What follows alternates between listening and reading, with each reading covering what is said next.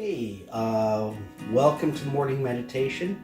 I'm Mac, and I just wanted to kind of talk to you guys this week about something that didn't necessarily come from my quiet times, my morning meditations, but rather from something along the lines of what I was doing for my job.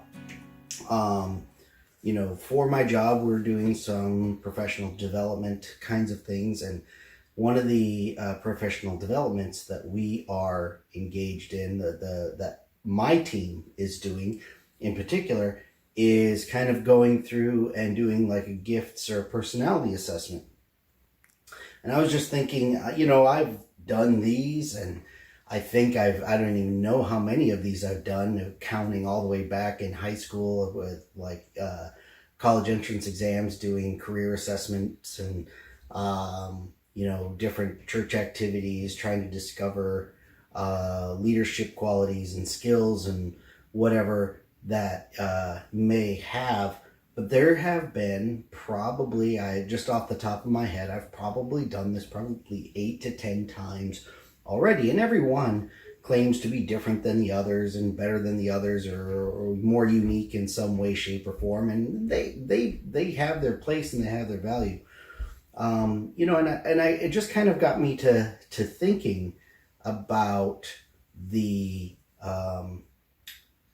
kind of the obsession that I have with myself, maybe, or that we have with ourselves as human beings.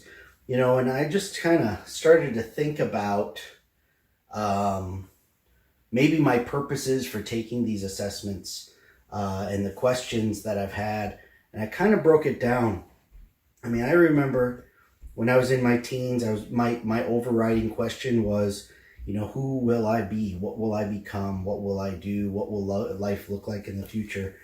And then when I got into my 20s, I think I remember in my 20s, it was the first time that any person had ever referred to me as a man. I remember I had a letter of recommendation written, and somebody had said he's a man of character or something like that. And it just struck me because I kind of still saw myself as a kid.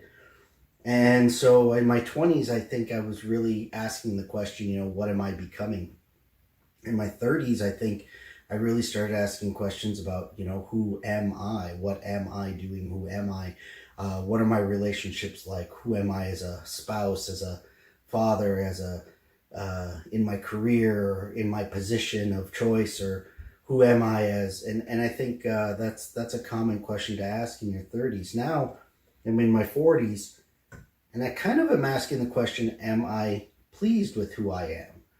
And I think there's that self-acceptance that's preached really hard in society today, of being pleased with who you are and accepting who you are. And I think to some extent, I've done that, and the church kind of preaches that as letting the Lord define you. And I think that there is some valid truth in letting Jesus define who you are as a man or a woman.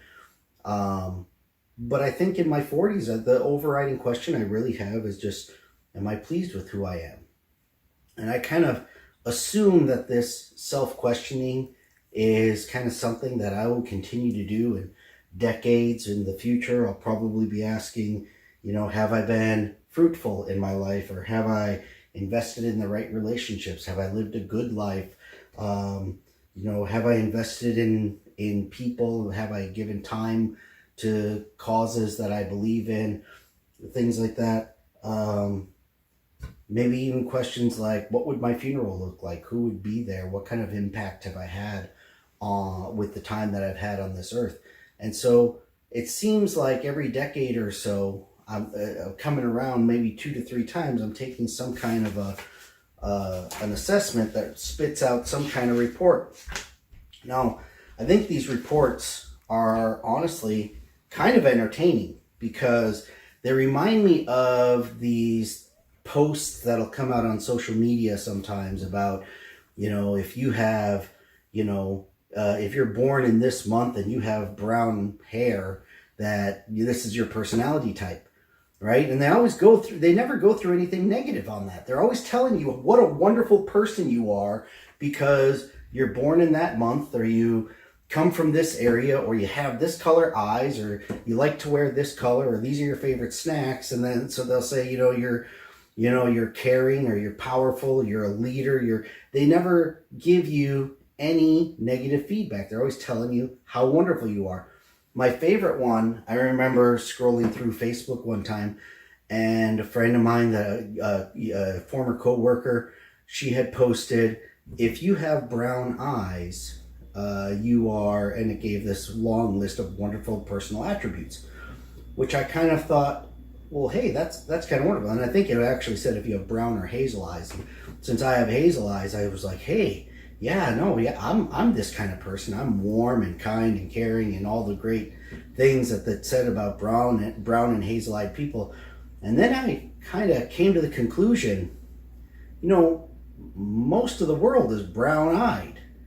I mean, you have 2 entire continents, the largest populated continents in the world, all brown-eyed people. And I can't imagine that many people have the exact same personality. It's just impossible. And so I think as humans, as people, we're just so addicted to hearing wonderful things about us. And this report I got, it says some amazing things about me. And I wanted to own it right away. And to some degree, I do. But to me, it's just a picture of how obsessed we are with ourselves and how we want to be wonderful. And yeah, I won't deny it. I want to be praised and I want to be loved by the people around me. But sometimes the truth is I'm unlovable. And the truth is I've made mistakes and I have regrets. And there's things that, sometimes I'm just going through life and sitting by my wife and she's asking me what's wrong. And it's something in the back of my brain thinking about regrets and things I wish I had done differently. And as much as I'd like to share that with her, the explanation would take 3 to 4 hours of explaining. And so I'm just like, oh, it's nothing right now. And I think we all deal with that. We get to certain points in our lives where we realize we haven't been as wonderful as all these personality assessments say that we've been. And so this week I kind of got into God's Word, not necessarily on a within my morning devotional program that it wanted me to go through. I kind of decided, taking this assessment of my life and this evaluation and these questions I've kind of gone through with every decade, I kind of decided to go through and see what God's Word had to say about how God knows me. It's great that I'm seeking to know myself, but the question is, how much do I seek to know God? But more importantly, I serve a God who seeks to know me. And not only seeks to know me, but the Bible goes and clearly states that God does know me. I remember going through a psychology class and talking about the 4 quadrants of knowledge, and there's the things that I know about myself and things that other people know about me, and there's things that we both know about myself, and then there's a portion that is unknown to anybody. And that portion, that quadrant of what's unknown to anybody, that's still known by God. He knitted me together in my mother's womb, as Psalms 139 would say. So there are things in my inmost personality, in my inmost who I am, that is known by God. There's the things that are great that are going to come up in all of these personality and leadership assessments that God knows already. He's designed those in me, and that's a wonderful thing. But the fact of the matter is all of the things that are undesirable are known by God as well.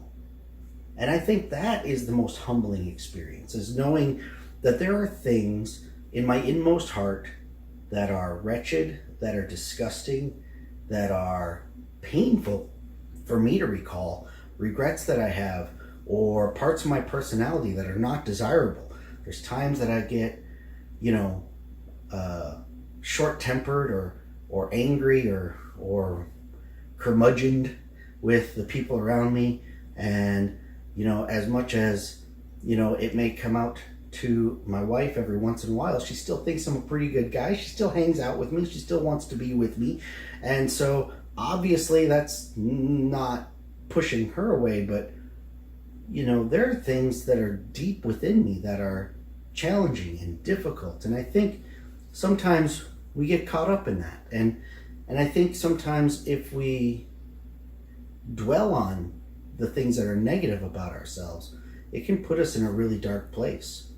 Right now, we've got, time, and I've talked to some people who will sit there and say, they don't even have TV or books or anything to occupy their time. And so I would imagine there's people in this world right now dealing with this seclusion that are just faced with themselves, the highs and the lows and the peaks and the valleys of their lives. And that can be a really challenging thing.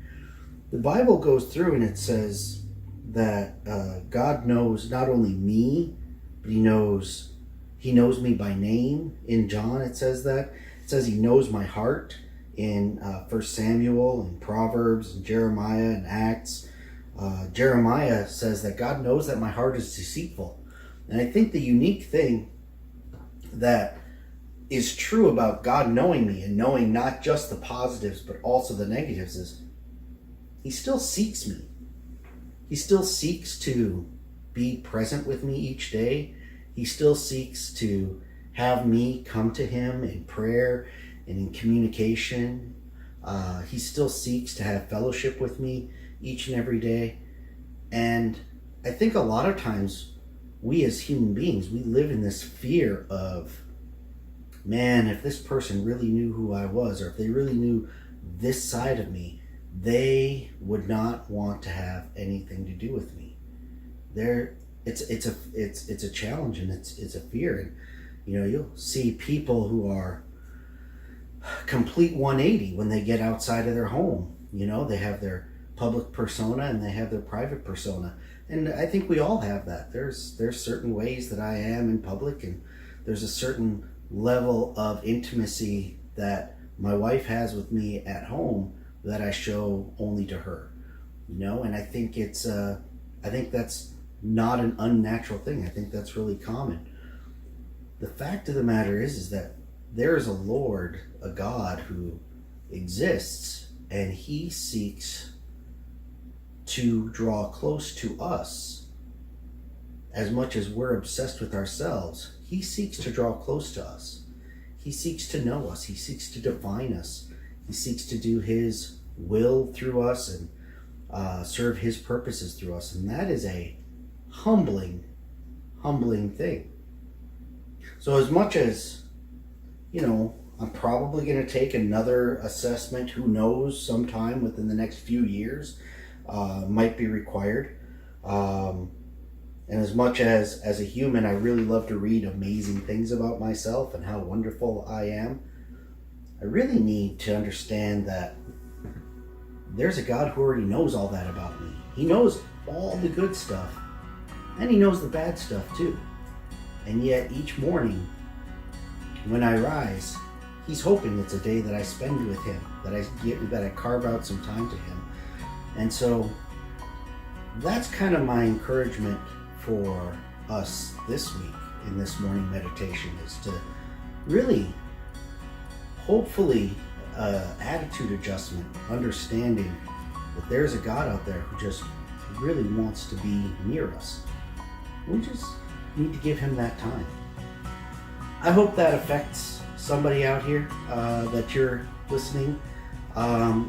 If you're liking the video, go ahead and like it, subscribe. I would really appreciate it if in the comment section, if you wanted to send a prayer request, or if you want to send it on a private message to our AB Church Facebook page. So we'd really love to pray for you and hopefully help you grow closer in your relationship with God this week and the weeks to come. Thank you.